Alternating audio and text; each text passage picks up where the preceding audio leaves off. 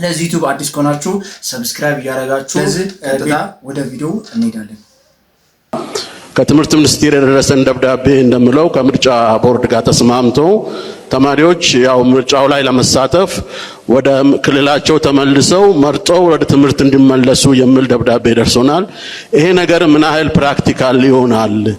እውነት ተማሪዎች ከጫፍ ጫፍ ያሉ ተማሪዎች ወደ ምርጫ ክልላቸው ሄደው እስኪመለሱ ድረስ የሚወስደው ጊዜ የሚወስደው ገንዘብ ሀብት አንዳንድ ተማሪዎች ሴሚስተር ብሬክ ላይ እንኳን ወደ ቤት የመመለስ አቅም አጥተው ዩኒቨርሲቲ የሚቆዩ ስላሉ ምርጫው ላይ እንዳይሳተፉ ገፊ ምክንያት ሊሆን አይችልም ወይ?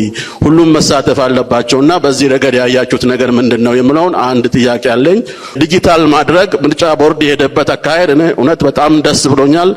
የሚያስደስት ነው። ከሀገር እድገት አንፃር የሚጠበቅም ነውና ይሄንን ስናደርግ ግን ምርጫዬ የሚባለው ይሄ መራጮች የሚመዘገቡበት እንትን አፕ ከሀገሪቱ ተደራሽነት አንፃር እዚህ ጋርም አንዳንድ ነገሮች ትኩረት ሊሰጥ ይገባል።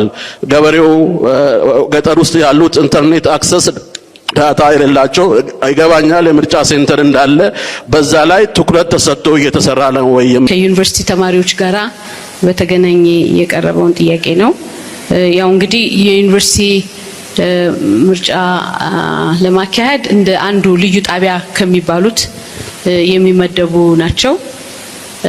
ስለዚህ በአሁኑ ጊዜ ቦርዱ እያደረገ ያለው ለዩኒቨርሲቲ ተማሪዎች ብቻ የሚያገለግል ፖርታል መራጮች ምዝገባ ፖርታል ለብቻ አዘጋጅቷል። ከኖርማሉ ማንኛውም መራጭ በየሰፈሩ በየመኖሪያው አድራሻ ከሚያደርግበት መመዝገቢያ በተጨማሪ በዩኒቨርሲቲ ብቻ ላሉ ተማሪዎች የቮተር ሬጅስትሬሽን ሲስተም ዴቨሎፕ አድርገናል።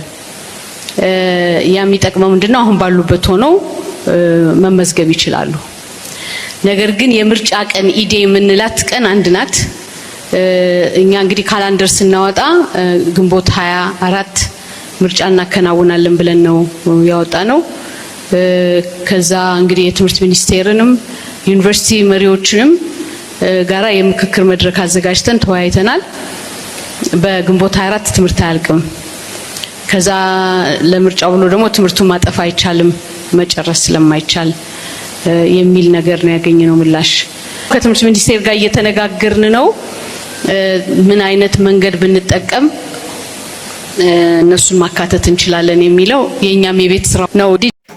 እንግዲህ ሁላችሁም ቪዲዮ እንደተመለከታችሁ ነው ምርጫውን መምረጥ የምንችልበት ወይንም ደግሞ እንድንመዘገብ እዚሁ ሆነን መመዝገብ እንደምንችል መግለጫ ሰጥቷል። ግን የዛች የምርጫዋ ቀን የዛች ዕለት የሚለው ነገር እነሱም ገና እየተወያዩበት ነው። እንግዲህ አዲስ መረጃ ካለ እናሳውቃችኋለን። እስከዛው ቸር ሰንብቱ።